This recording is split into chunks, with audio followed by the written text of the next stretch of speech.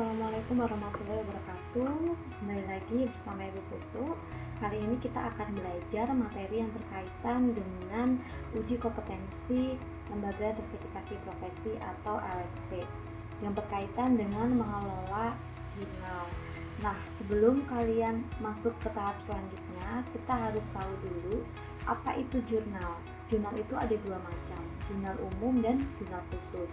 Jurnal umum sendiri itu transaksi yang dicatat adalah segala jenis transaksi keuangan pada periode waktu tertentu. Sedangkan untuk jurnal khusus itu sebuah transaksi yang memiliki pengelompokan tersendiri lagi untuk mencatat transaksi keuangan sesuai dengan jenis transaksi tersebut. Nah, macam-macam jurnal khusus sendiri itu ada beberapa yang perlu kalian ketahui. Yang pertama adalah jurnal pembelian. Jurnal ini digunakan untuk mencatat pembelian barang dagangannya atau harta lainnya secara kredit. Nah, untuk pembelian tunai sendiri, pembelian secara tunai akan dicatat ke dalam jurnal pengeluaran kas. Untuk lebih jelasnya, mari kita lihat kelompoknya. Nah, untuk pembelian sendiri itu ada 3 jenis pembelian transaksinya: pembelian tunai, pembelian kredit, dan retur pembelian. Nah, untuk di jurnalnya kita masuk ke jurnal bila itu pembelian tunai, masuk ke jurnal pengeluaran kas atau CPJ atau CDJ, Cash Disbursement Journal atau Cash Payment Journal. Untuk aplikasi komputernya akan masuk di menu Purchase dan Enter Purchase. Metode periode dan metode perpetual ini akan kita bahas di tahap selanjutnya. Nah, untuk pembelian kredit sendiri masuk di jurnal Purchase Journal atau jurnal pembelian. Aplikasi komputernya masuk di menu Purchase dan Enter Purchase. Selanjutnya untuk retur pembelian masuk di jurnal umum. Untuk aplikasi komputernya masuk di menu Purchase dan Enter Purchase. Nah, yang kedua adalah jurnal penjualan. Jurnal ini mencatat penjualan secara kredit yang terjadi dalam perusahaan. Bagaimana untuk penjualan tunai? Untuk penjualan tunai, transaksi kredit dari transaksi tunai ini, penjualan yang terjadi secara debit akan dicatat dalam jurnal penerimaan kas. Nah, bagaimana konsepnya? Ada beberapa jurnal penjualan. Ada 3 yang perlu kalian ketahui, yaitu yang pertama adalah penjualan secara kredit, penjualan secara tunai, dan retur penjualan. Untuk penjualan secara kredit masuknya di jurnal penjualan atau sales journal. Untuk menu di mayopnya nanti kalian bisa lihat masuk di menu sales, enter sales. Begitu juga untuk penjualan tunai masuknya di Cash Receivement Journal atau jurnal penerimaan kas. Dengan aplikasi komputernya masuk di menu Sales atau Enter Sales. Selain itu ada retur penjualan. Nah, untuk retur penjualan masuknya di General Journal atau jurnal umum dengan aplikasi komputernya Sales dan Enter Sales. Nah, yang ketiga adalah jurnal penerimaan kas. Seluruh transaksi yang mengakibatkan bertambahnya jumlah uang terima dalam kas. Penambahan jumlah uang kas ini dapat berasal dari berbagai macam sumber pemasukan. Contoh, penjualan barang secara tunai, setoran modal dari pemilik, penagihan piutang, ataupun pencairan secara kredit bank. Nah, untuk jurnal penerimaan ini ada 2 penerimaan. Penerimaan secara pelunasan piutang dari pelunasan piutang masuknya di Cash Receivement Journal dengan menu yang di Mayop atau aplikasi komputer Sales Receive Payment. Sedangkan untuk penerimaan lainnya, contohnya kita menerima piutang dari karyawan melunasi utang kepada kita, maksudnya juga di Cash Receivement Journal dengan menunya di Banking Spend Money. Nah, selanjutnya yang terakhir ada jurnal pengeluaran kas. Jurnal ini akan mencatat seluruh pengeluaran secara tunai, baik menggunakan cek maupun kas, misalnya pembayaran utang serta pembelian tunai. Nah, untuk lebih jelasnya juga ada 2 jenis transaksinya, yaitu pada saat hutang itu dilunasi, artinya kita mengeluarkan sejumlah uang untuk membayar, yaitu kita masukkan pada transaksi pengeluaran kas dengan jurnalnya itu di jurnal pengeluaran kas atau Cash Disbursement Journal atau CPJ, Cash Payment Journal. Untuk menu di aplikasi komputernya kita pilih Purchase Pay Bill. Sedangkan untuk pengeluaran lainnya, misalnya kita mau bayar listrik, itu kan mengeluarkan uang juga, artinya kas kita berkurang. Masuknya juga di Cash Disbursement Journal atau Cash Payment Journal dengan menu di aplikasi komputernya Banking Spend Money. Nah, selanjutnya kita akan melihat bagaimana metode yang akan kita gunakan. Ada dua jenis metode. Yang pertama adalah metode perpetual. Metode perpetual ini perusahaan mencatat semua pembelian dan penjualannya barang dagangan langsung dalam akun persediaan yang terjadi. Nah, metode perpetual ini mencatat terus setiap perubahan dalam akun persediaan. Nah, untuk kelebihannya perlu kalian ketahui bahwa perusahaan tidak perlu melakukan perhitungan fisik atau stock of name karena perusahaan dapat mengetahui stok yang sebenarnya di lapangan dengan mudah yang dilakukan pada setiap waktu. Untuk selanjutnya ada beberapa fitur akuntansi dari metode pencatatan persediaan sistem perpetual.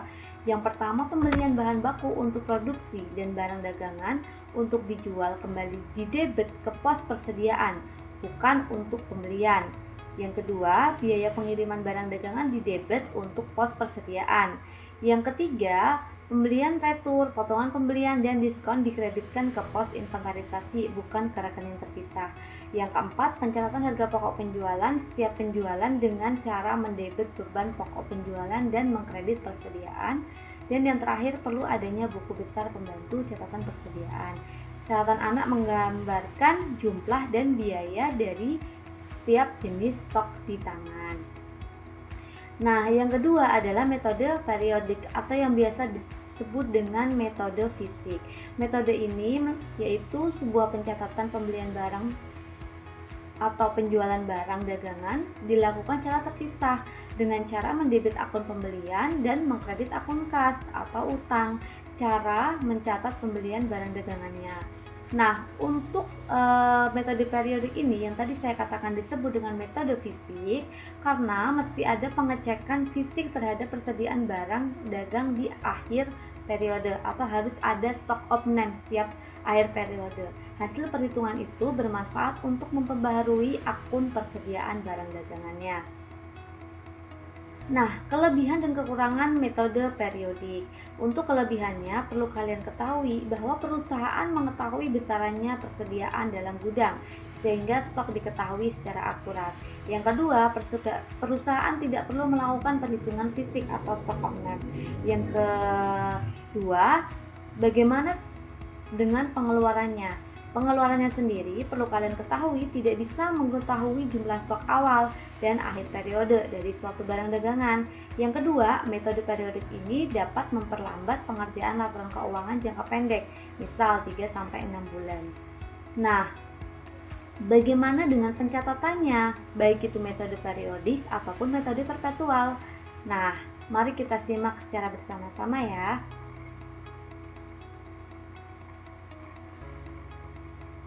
Untuk dua metode tadi yang tadi saya sampaikan, ada beberapa perbedaan pada saat kita melakukan sebuah penjurnalan dengan cara menuliskan sebuah akunnya.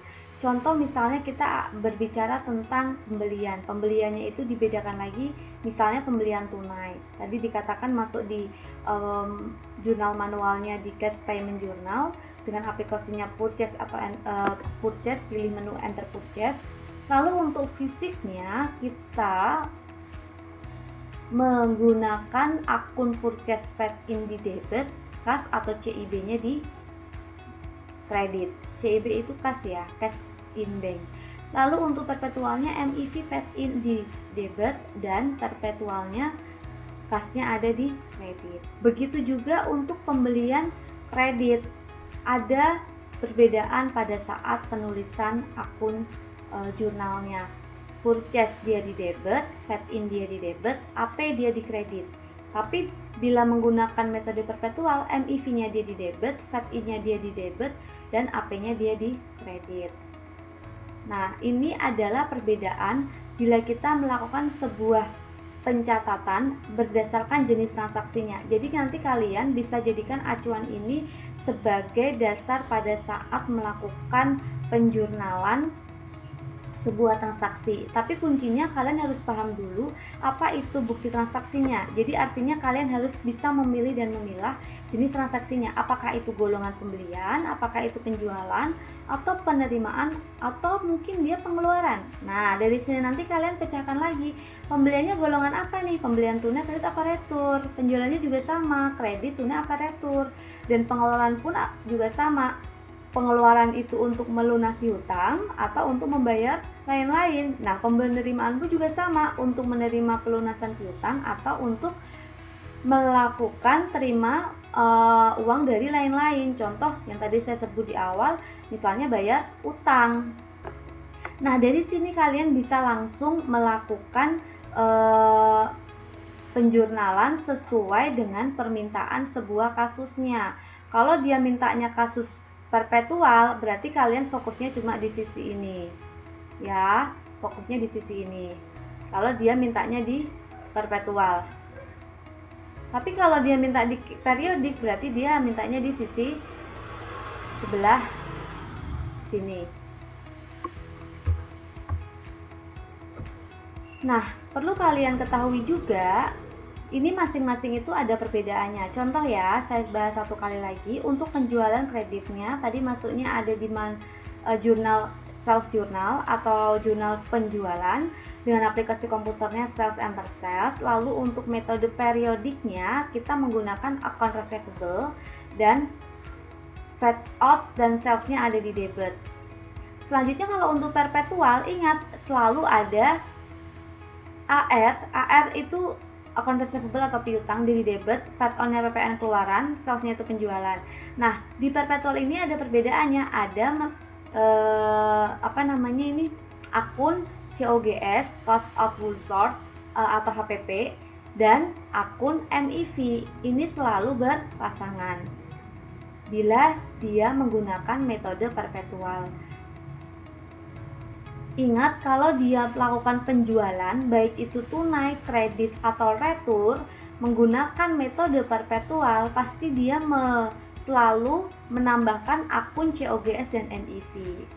Kalau dia misalnya retur, berarti retur penjualan, barangnya dia kan berkurang, barang dia berkurang, berarti masih di menu yang sama, retur penjualannya di debit, fed on-nya di debit, CIB atau AR-nya di kredit. Nah, COGS sama MEV-nya ini kamu balik, yang harusnya COGS itu di debit, yang harusnya kita kebalik nih ya, yang harusnya COGS itu di debit, jadi kita ganti di kredit. Kenapa? Karena pada saat kita retur penjualan, itu kan orang lain mulangin barang ke kita, artinya barang kita jadinya bertambah. Barang kita bertambah berarti MEV-nya di debit, COGS-nya di kredit.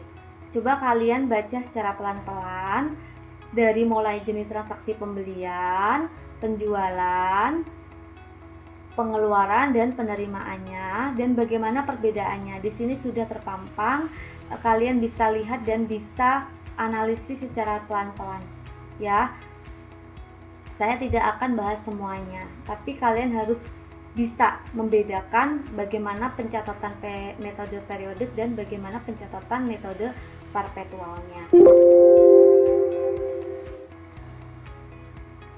Nah, anak-anak, itu beberapa stimulus yang Ibu sampaikan sebelum kalian nanti masuk di studi kasus analisis sebuah jurnal. Jadi saya harapkan dengan kalian bisa membaca materi ini atau melihat dan belajar bersama di materi ini, kamu bisa mengaplikasikan jenis-jenis transaksinya. Nah, kita nanti juga akan mengevaluasi lebih jauh lagi bagaimana bukti-bukti transaksi nanti akan kita masukkan ke jurnal secara bersama-sama. Untuk itu, Ibu akhiri dulu untuk materi stimulus yang pertama. Di part kedua nanti kita akan lanjutkan lagi di materi analisis jurnal transaksinya. Terima kasih untuk anak-anak ibu, doa ibu buat kalian, semoga wabah ini segera berakhir dan semoga kita bisa bertemu kembali, belajar bersama di kelas, dan kita bisa melakukan dan melewati ini secara bersama-sama. Salam sukses bagi kalian, terima kasih. Wassalamualaikum warahmatullahi wabarakatuh.